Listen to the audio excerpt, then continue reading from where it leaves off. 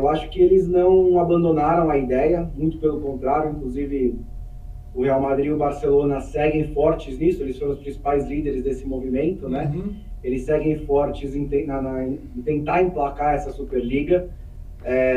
Eles conseguiram algumas vitórias judiciais nas cortes europeias contra o que eles chamaram de monopólio da UEFA, que é uma outra questão, porque a UEFA acaba saindo como a heroína da história, e ela não é, ela tem problemas também, mas o que aconteceu num primeiro momento como efeito foi um recuo, porque foi uma estratégia de comunicação muito mal feita, né? Eles anunciaram com um press release no domingo à noite e durante praticamente 36 horas ou 24 horas até a noite de domingo não tinha ninguém da Superliga defendendo o projeto. Então foi basicamente só a reação. E a reação foi muito ruim, porque era um projeto elitista, era um projeto que queria dar vagas privilegiadas para alguns clubes na principal competição europeia, que tomaria o lugar da Champions League. Os torcedores reagiram muito mal, principalmente na Inglaterra. Os primeiros clubes a abandonarem o barco foram o Manchester City e o Chelsea, que não por acaso são clubes... o Chelsea na época era do Abramovich e o City dos Emirados Árabes, então são clubes que eles não têm um interesse necessariamente econômico, os donos não têm um interesse necessariamente econômico, eles estão ali justamente para serem amados pelos torcedores. Então, se os torcedores são contra, eles foram os primeiros a pular fora. E depois houve um efeito cascata. Depois disso, muitos desses clubes ingleses começaram a abrir um pouco mais para a opinião dos torcedores, né, nos processos de tomadas de decisão. Você teve a criação de alguns mecanismos para isso, alguns mais cosméticos, outros um pouco mais importantes. Mas, em primeiro momento, houve um recuo nessa tentativa de criar uma concorrência para a UEFA. A UEFA também respondeu cedendo um pouco, né? Então, ela ampliou a Champions League, a partir da temporada que vem vai ter mais vagas, você vai ter essas vagas, 2 vagas sendo repassadas para as principais ligas, você vai ter um formato que, teoricamente, aumenta o confronto entre camisas pesadas, que era uma das outras exigências da Superliga, mas eu acho que, por enquanto, está só latente. Acho que a gente ainda vai ver outras tentativas e eu tenho medo, se eles fizerem certo da próxima vez, se eles forem mais competentes, se isso vai realmente funcionar. Ô Bruno, você falou da criação aliás, da mudança de regulamento da Champions League para 36 times, que vai ter uma tabela diferente, acho que é Suíça, é isso? Eu queria que você explicasse o esquema suíço. Como é feito esse esquema suíço, para a gente entender melhor como vai ser essa tabela da próxima Champions League. Vai ser, em vez de você ter hoje você tem 8 fases de grupo, você tem 8 grupos, né? Você tem uma fase de grupos com 8 grupos e você tem 4 clubes por grupo. Então é um formato que todo mundo conhece, igual da Libertadores, igual da Sul-Americana e tudo mais. Você enfrenta os times do seu grupo e os 2 primeiros se classificam. A partir da temporada que vem, você vai ter 36 integrantes no que eles chamam de fase da Liga. Então todos os clubes que estão disputando a Champions League vão estar na mesma tabela. Os 8 primeiros vão se classificar diretamente para as oitavas de final e os outros 16 seguintes, né, então do 9 ao 24, vão se classificar para uma repescagem ou para uma fase de playoffs anterior às oitavas de final e os 8 classificados chegam nas oitavas de final. Só que, lógico que não dá tempo de todo mundo enfrentar todo mundo, né? Que inclusive era essa proposta da Superliga, que você fizesse essa fase da Liga, com todo mundo enfrentando todo mundo, só que o que isso ia acontecer é que ia tomar datas dos campeonatos nacionais. Então eles adotaram um formato em que cada clube vai ter 8 adversários. Esses 8 adversários eles vão ser definidos mais ou menos que nem agora você define cabeça de chave, né? Então você tem pote 1, pote 2, pote 3, pote 4, de acordo com o coeficiente europeu, que é uma fórmula que eles têm ali para determinar um número a partir dos seus resultados das competições europeias.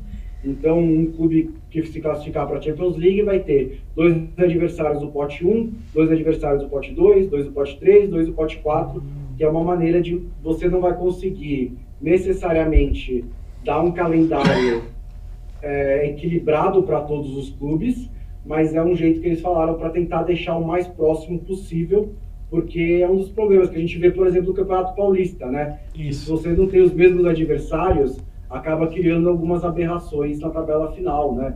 Clubes que conseguem se classificar, o Campeonato Paulista é até mais bizarro, né? Que se classifica com menos pontos do que clubes que ficam fora e tal. Lutando contra o rebaixamento, inclusive. É que eles vão tentar fazer.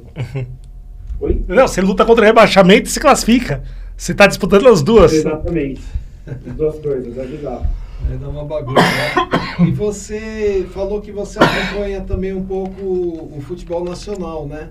Mas o futebol que você acompanha é o brasileiro ou o futebol de São Paulo? Não, eu acompanho o futebol brasileiro, por uma questão profissional, né? É impossível não acompanhar alguma coisa, né? Você precisa...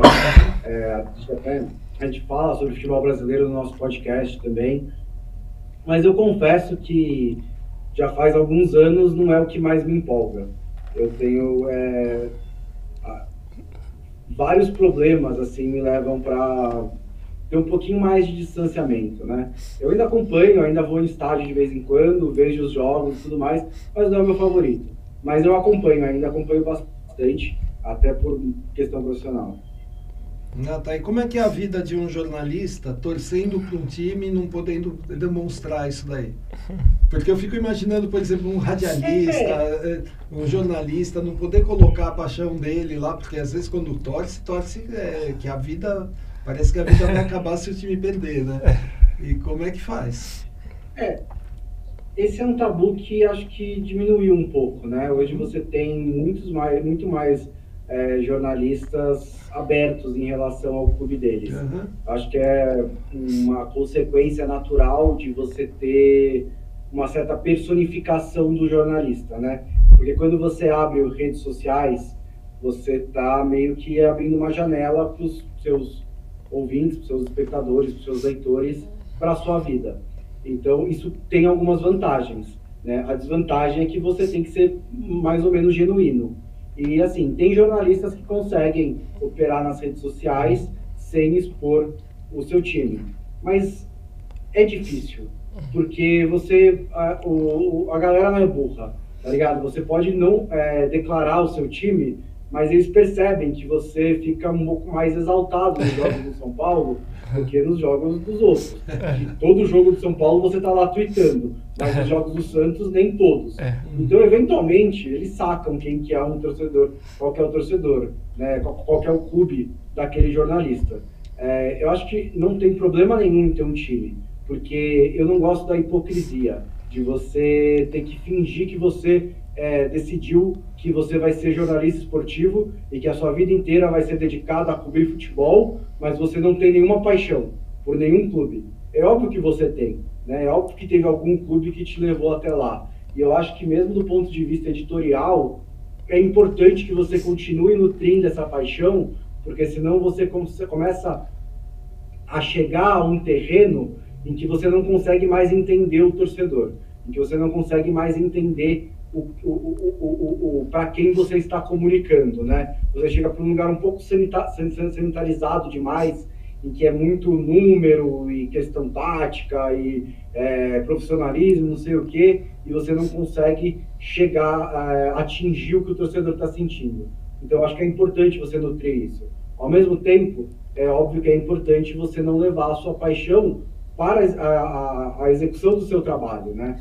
E quando o microfone abre e você está fazendo um comentário sério e você está tentando analisar um jogo ou tentando comentar sobre um treinador, sobre o trabalho de um treinador, sobre a decisão de um clube, sobre uma contratação, sobre uma decisão que um dirigente fez, é ali que você tem que tirar o seu clube. Ali você tem que tentar ser o mais objetivo possível. Você não vai conseguir ser 100% objetivo, ninguém consegue, mas você tem que tentar ser o mais objetivo possível. Então você tem que ser capaz de fazer essa separação. Nem todo mundo consegue, né? Vou deixar bem claro que nem todo mundo consegue. Muitos não conseguem. Também um pouquinho... Oi? Muitos não conseguem, acho que a maioria talvez, né? Muitos não conseguem. É difícil realmente, mas é um exercício que você tem que continuar fazendo. Sim. Mas eu fico pensando o seguinte, por exemplo, deu para perceber que você é São Paulino. Não. É isso que eu acho. Não, não é? Não. Então é que você acabou de falar aqui do São Paulo, você fica tweetando. Tá. Então, digamos que você abra qual que é o seu time. O pessoal do outro Eu time... sou palmeirense, eu falo isso pra todo Palmeirense? mundo. Ah, então Não tem beleza. problema Então nenhum. é justamente o oposto que eu ia falar. Você é palmeirense.